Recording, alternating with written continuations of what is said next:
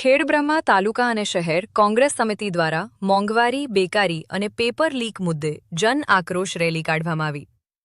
ખેડબ્રહ્મા તાલુકા અને શહેર કોંગ્રેસ સમિતિ દ્વારા પંખેશ્વર મહાદેવ મંદિર મુકામે ભારતીય રાષ્ટ્રીય કોંગ્રેસ પક્ષના જીતેલા ઉમેદવારોના અભિવાદન અને પરિણામ અંગેની સમીક્ષા કરવામાં આવી હતી.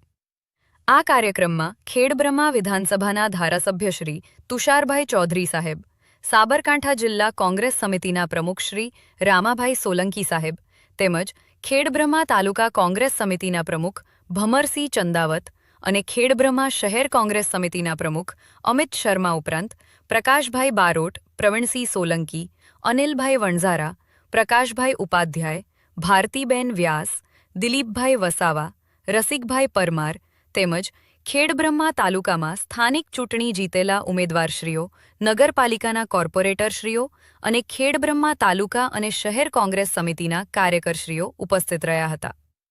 આ મીટિંગમાં પરિણામ અંગે સમીક્ષા કરી મોંઘવારી, બેરોજગારી, પેપર લીક જેવા મુદ્દાઓ ઉપર હાલની તત્કાલીન ભાજપ સરકારની નિષ્ફળતાઓ અંગે ઉગ્ર રજૂઆત કરવામાં આવી હતી.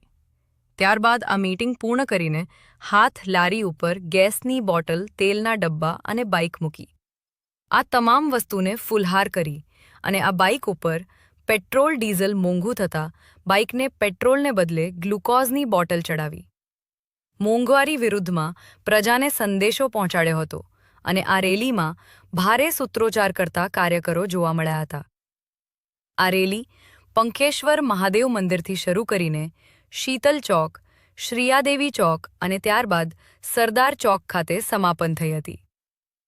રેલી પૂર્ણ થતાં હાજર તમામ કાર્યકર્તાઓનો તાલુકા અને શહેર કોંગ્રેસ સમિતિ દ્વારા આભાર વ્યક્ત કરવામાં આવ્યો હતો.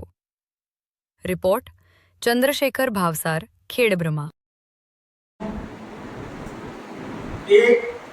વિસ્તારના લોકોને ન્યાય કેવી રીતે આપે?